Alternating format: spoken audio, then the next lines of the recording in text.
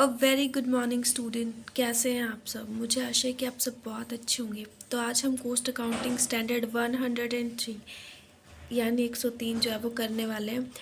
तो एक स्टूडेंट का मतलब कि डाउट था कि भाई ये कवर कराना है कोस्ट अकाउंटिंग स्टैंडर्ड 103 एंड 104। ठीक है, तो चलिए कर लेते हैं। तो ये हमारा है overall objective of independent cost auditor. ठीक है, कि कोस्ट ऑडिटर का जो इंडिपेंडेंट कोस्ट ऑडिटर है उसका ओवरऑल ऑब्जेक्टिव क्या रहेगा उस पर बेस्ड है। इंट्रोडक्शन में हम वही लिखेंगे कि overall objective of cost auditor इसमें आएगा, यानी कि ऑडिटर की क्या क्या रिस्पॉन्सिबिलिटी बनती है, क्या क्या उसका ऑब्जेक्टिव है, किसको ध्यान में रखकर वो ऑडिटिंग का काम करेगा, और नेचर ऑफ स्कोप आ जाएंगी।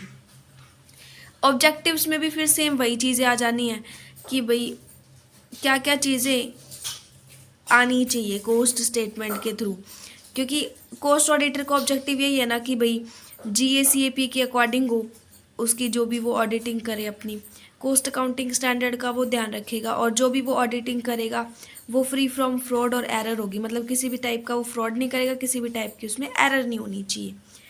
तो ये जो है ये उसका ऑब्जेक्टिव है।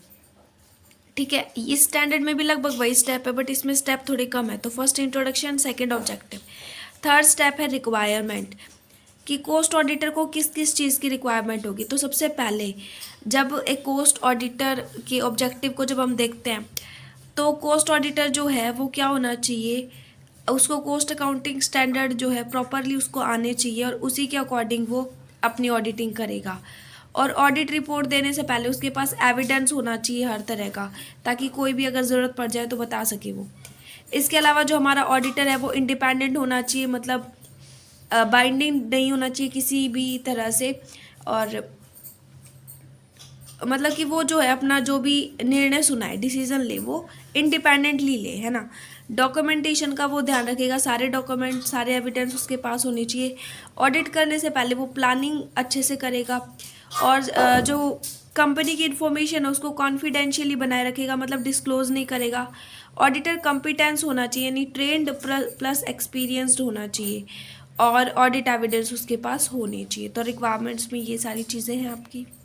देन डेफिनेशन हमारी है ऑडिट। ऑडिट क्या होता है आप पढ़ चुके हैं कि ऑडिट जो है वो सिस्टमैटिक और इंडिपेंडेंट एग्जामिनेशन है किसी भी डेटा का, स्टेटमेंट्स का, रिकॉर्ड का या परफॉर्मेंस का, जो आपकी कंपनी ने जो भी करी है, स्टेटमेंट्स वगैरह मेंटेन करी है। ओके, ठीक है, तो ऑडिट तो आप पढ़ ही चुके हैं। देन ऑडिट रिस्क क्या होता है कि कोई भी ऑडिटर जो है अगर रॉन्ग ओपिनियन दे दे किसी भी रिगार्डिंग, ठीक है, रॉन्ग ओपिनियन अगर वो एक्सप्रेस कर दे तो इस तरह का जो रिस्क आएगा उसके ऊपर, वो रिस्क ऑडिट रिस्क कहलाएगा। ऑडिट टीम मतलब ऑडिटिंग करने में कितने बंदे इंक्लूड हैं, तो उन सब की एक टीम होती है, उसको ऑडिट टीम बोलते हैं।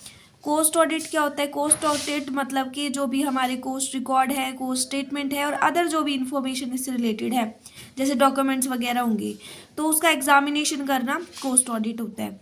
कोस्ट ऑडिटर कौन होता है? जो कि कोस्ट ऑडिटिंग का काम करता है, मतलब कि प्रोफेशनल बंदा होता है इंडिया का, है ना। कोस्ट ऑडिटर वही होता है ना जो कोस्ट ऑडिटिंग का काम करेगा, जो इंडिपेंडेंटली आपकी कोस्ट स्टेटमेंट और कोस्ट रिकॉर्ड को एग्जामाइन करेगा। ऑडिटी कौन होता है? ऑडिटी मतलब कि एक कंपनी जिसकी हमने कोस्ट ऑडिट करनी है। फर्म में आपकी सोल प्रोप्राइटरशिप भी आ सकती है, पार्टनरशिप फर्म भी आ सकती है ना, लिमिटेड लाइबिलिटी वाली पार्टनरशिप भी आ सकती है। तो ठीक है, तो आपका जो कोस्ट अकाउंटिंग स्टैंडर्ड 103 जो है वो कंप्लीट हो गया। ठीक है, अब हम कर लेंगे कोस्ट अकाउंटिंग स्टैंडर्ड 104। तो ये आपका है knowledge of business process and business environment, कि भाई आपको बिजनेस की और उसके प्रोसेस की और बिजनेस एनवायरनमेंट की नॉलेज होनी चाहिए, उसके रिगार्डिंग है। तो इसमें फर्स्ट आपका है इंट्रोडक्शन, की ऑडिटर जो है उसको क्लाइंट, मतलब जिस क्लाइंट यानी कि जो कंपनी है या फिर किसी शेयर होल्डर ने उसको अपॉइंट करा है, तो उसकी बिजनेस की नॉलेज उसको होनी चाहिए, अदरवाइज वो ऑडिट कैसे करेगा, है ना। नॉलेज होगी तभी तो वो सफिशिएंट रहेगा ऑडिट करने के लिए। ऑब्जेक्टिव में भी वही आ जाएगा कि क्लाइंट के बिजनेस की नॉलेज होनी चाहिए। डेफिनेशन में मैंने एक्सप्लेन नहीं करा, सिर्फ एक डेफिनेशन एक्सप्लेन करिए, क्योंकि बाकी डेफिनेशन आपको आती है। ऑडिट हमने अभी भी पढ़ी है कि सिस्टमैटिक और इंडिपेंडेंट एग्जामिनेशन होती है रिकॉर्ड, डेटा और स्टेटमेंट की। ओवरऑल ऑडिट स्ट्रेटेजी, देखो ये क्या है कि आप जो भी ऑडिट कर रहे हो तो उसमें जो भी आप स्ट्रेटेजी यूज़ करोगे तो वो ओवरऑल स्ट्रेटेजी क्या होगी, ठीक है, जैसे आप प्लानिंग करोगे और किस तरह से आप ऑडिट की प्लानिंग करोगे और क्या क्या डॉक्यूमेंट्स आपने चेक करने हैं, तो मतलब सारी चीज़, सारी स्ट्रेटजीज के अंदर आ जाएगी। ऑडिट रिस्क हम पढ़ चुके हैं कि रोंग ओपिनियन एक्सप्रेस करेगा तो वो रिस्क ऑडिट रिस्क होता है ऑडिटर के लिए। ऑडिट ही हम पढ़ चुके हैं, जिस कंपनी की हमने ऑडिटिंग करनी है, कोस्ट ऑडिटर जो कि कोस्ट ऑडिटिंग का काम करता है। अब है रिस्क असेसमेंट। रिस्क असेसमेंट क्या होता है? Procedure perform to obtain an understanding of the entity and its environment, कि भाई कोई भी एंटिटी है तो उसके लिए उसकी जो है उसके एनवायरनमेंट को जानना और उस एंटिटी यानी उस बिजनेस को जानना, ताकि हम जो है अच्छे से अपना ऑडिटिंग का काम कर सकें। देन लास्ट और फाइनल है रिक्वायरमेंट्स, कि कोस्ट ऑडिटर को नॉलेज होनी चाहिए बिजनेस की, ये मेन रिक्वायरमेंट है। दूसरी, कोस्ट ऑडिटर को बिजनेस का रिस्क, सीजनल एक्टिविटी, इसके अलावा मार्केट और कंपटीशन की नॉलेज होनी चाहिए। इंटरनल कंट्रोल के बारे में पता होना चाहिए। कोस्ट ऑडिटर को जो है मैनेजमेंट इंफॉर्मेशन सिस्टम का पता होना चाहिए।